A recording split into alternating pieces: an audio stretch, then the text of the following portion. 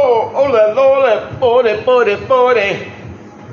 Ah, cazzarola.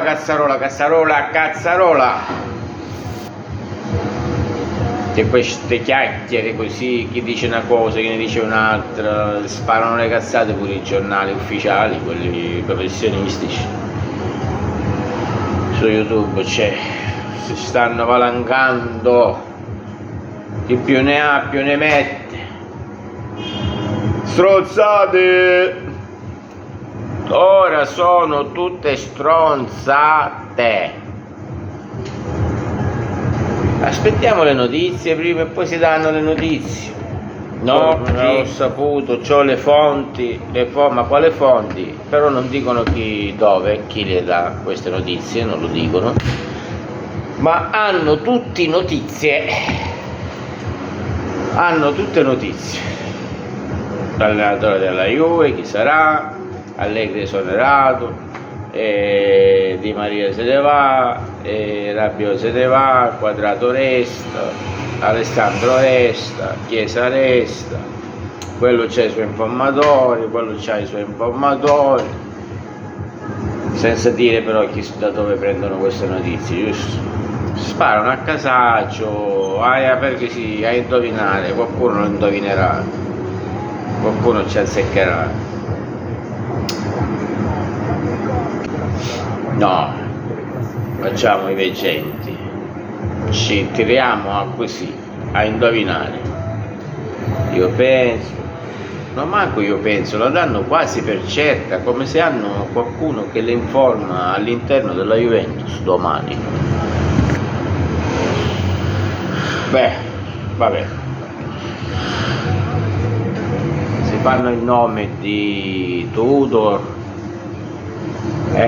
Si fa il nome di Thiago Motta, non so, io non ho idea chi potrebbe arrivare. Spalletti addirittura si sente pure il nome di Spalletti, ma io dubito che Spalletti possa arrivare alla Juve. Per un piccolo motivo, banale ma importante. E si è tatuato il Napoli, lo scudetto sul braccio, quindi come può stare sulla panchina della Juve con lo scudetto del Napoli sul braccio? Cari miei, voi stessi, cosa ne pensate? Quindi io scatterei a priori proprio, già solo per questo motivo, e basta, non è poco, ma sicuramente sa più probabilità Tudor di Thiago Motta. L'importante è che si cambia aria, guarda, tanto l'anno prossimo la Juve non ha nessuna coppa, non ha nessun trofeo, non solo il campionato.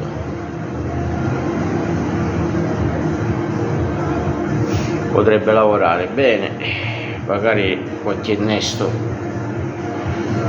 anche qualche giocatore di seconda mano di qualità,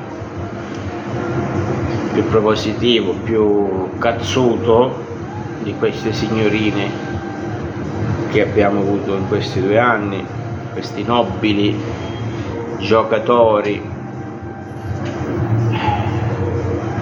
tutti questi milionari, tutti questi stipendioni, e poi sul campo hanno mostrato il contrario.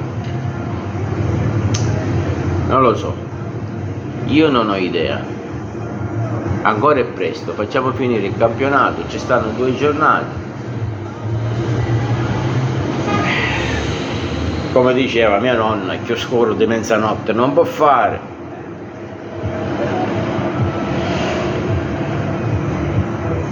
C'è tempo per parlare del futuro della Juve, c'è tempo. Adesso non ci resta che dire solo non ci resta che fare una buona partita contro il Milan,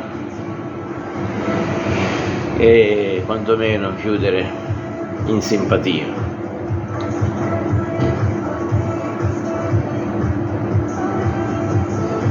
Visto che quest'anno, vabbè,